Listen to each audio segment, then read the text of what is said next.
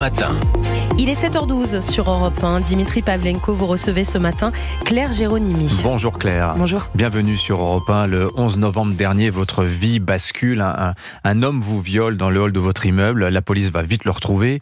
Il est centrafricain, il a 25 ans. Il est sous le coup d'une obligation de quitter le territoire français, OQTF, et d'une interdiction administrative du territoire. Une heure avant vous, cet homme avait violé une autre femme. Et son profil, finalement, rappelle furieusement celui du meurtrier présumé de Philippines. Qu'est-ce que vous ressentez, vous, face à tant de similitudes? Que vous a fait la révélation de cette affaire Philippines? Oui, bien sûr. Déjà, merci pour l'invitation. C'est vrai que, en fait, j'ai pas pu m'empêcher de mettre en parallèle nos deux histoires. Malheureusement, Philippine, elle, a été tuée. Moi, je suis vivante, mais c'est vrai que ça fait toujours froid dans le dos. On a le même type d'agresseurs, des hommes qui étaient tous les deux sous OQTF, également des hommes qui étaient fraîchement sortis de prison. On avait, on va dire, toutes les deux une vie devant nous. Bon, heureusement, moi, je suis vivante. C'est vrai que ma vie est quand même détruite sur certains points, mais c'est vrai que ça fait quand même froid dans le dos de voir qu'au bout d'un an d'agression, il n'y a rien qui a évolué. Comment se sont passés les jours, les semaines, les mois qui ont suivi votre agression, Claire Géronimi?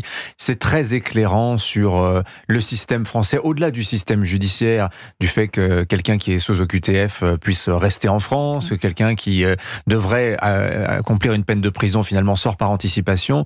Ce que vous avez vécu illustre aussi ce qui se passe du côté des victimes.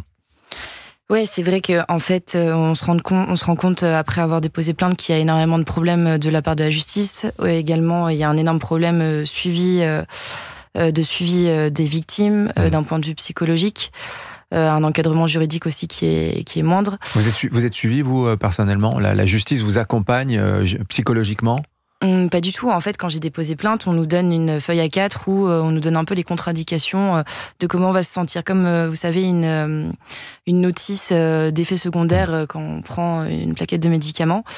Et c'est vrai que ça a été un peu un choc de se dire, OK, on est juste face à un bout de papier qui va nous dire comment se sentir. Alors oui, bien sûr, il y a un numéro de téléphone de la part d'une psychologue de la police, mais qui est très peu disponible parce que malheureusement, il y a beaucoup d'agressions et qu'elle n'est pas du tout disponible. Du coup, je suis suivie, mais à mes frais. Donc, en fait, le problème, c'est qu'aujourd'hui, il y a beaucoup de femmes qui ne peuvent pas subvenir justement à un suivi psychologique. Et c'est également pour ça que je suis en train de créer mon association pour aider les femmes financièrement de ce point de vue-là, d'un point de vue psychologique, administratif et juridique aussi. Alors, pas de chance pour le garde des Sceaux, 3 heures seulement avant qu'on apprenne le pédigré du tueur de Philippines, à savoir qu'il était sous OQTF, qu'il avait déjà été condamné pour viol. Didier Migaud, nouveau ministre de la Justice, assurait qu'il n'y a pas de laxisme de la justice. Qu'est-ce que vous avez pensé de cette déclaration ? Écoutez, on va dire que c'est un peu dissonant. C'est que en fait, peut-être que s'il y avait un meilleur fonctionnement de la justice, au final, cet homme serait resté dans son centre de rétention administrative. Peut-être qu'il serait renvoyé il aurait été renvoyé dans son pays. Et peut-être qu'aujourd'hui, Philippine serait encore en vie. Vous avez constaté, vous, que lorsque vous précisiez que votre violeur était un étranger sous OQTF, certaines, pour le dire gentiment, vous ont tourné le dos, si ce n'est plus. Il y a eu des articles extrêmement durs envers vous, des messages d'insultes, on vous a attaqué, on vous a dit que vous étiez d'extrême droite, finalement, de souligner le statut d'OQTF, finalement, de votre agresseur. Et on était à l'époque, je rappelle aussi, en plein dans le débat sur la loi immigration. Ouais. Bien sûr, en fait, il y a beaucoup on va dire, il y a que certains médias qui sont peut-être plus d'un certain penchant qu'un autre, qui ont bien voulu m'écouter. Pourtant, j'ai essayé de contacter tous les médias, je tiens vraiment bien à le préciser, parce que des fois, certaines personnes me disent que j'ai accepté trop d'invitations de médias d'un penchant plus que l'autre.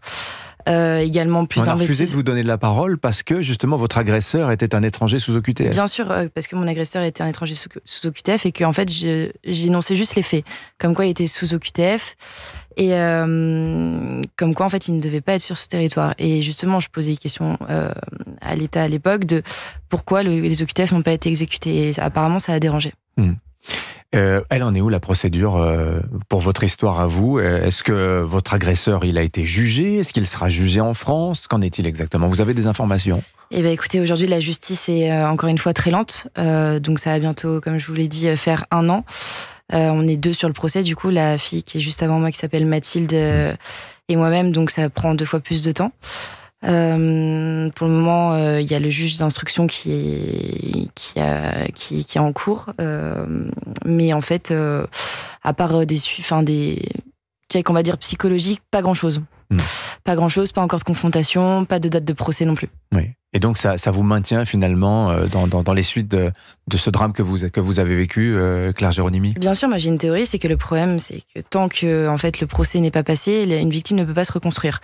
Et en moyenne, c'est environ entre 2 et 4 ans entre le dépôt de plainte et le procès, ce qui est très long. Et en fait, ça peut pas mettre un point final justement à cet événement traumatisant pour une victime.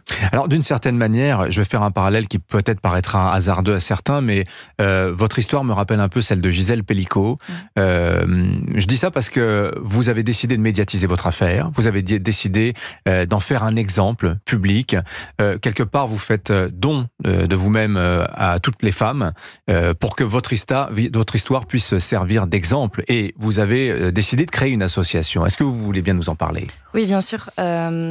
Déjà, vraiment, j'ai commencé à parler sur les médias justement pour porter la voix des femmes qui, elles, n'osent pas forcément dévoiler au grand jour parce que c'est quand même une honte un peu ancrée dans les mœurs de se faire agresser et violer. Et en fait, j'ai voulu créer cette association justement pour aider les femmes d'un point de vue financier sur le côté juridique, psychologique, administratif. Et ça fonctionne? Vous arrivez à collecter des fonds aujourd'hui? On est en process. Pour le moment, j'ai commencé à lancer un podcast justement qui pourra aider les femmes à peut-être avoir... Qui s'appelle Éclat de femmes. Exactement, le podcast s'appelle Éclat de femmes, l'association aussi s'appellera Éclat de femmes. Et le but, c'est vraiment, en tout cas, de montrer aux femmes que c'est possible de se reconstruire après un événement traumatisant. Merci Claire Géronimi d'être venue au micro d'Europe 1. Et donc votre podcast à écouter, Éclat de femmes, éclat au pluriel. Merci d'être venue sur Europe 1. Bonne journée à vous.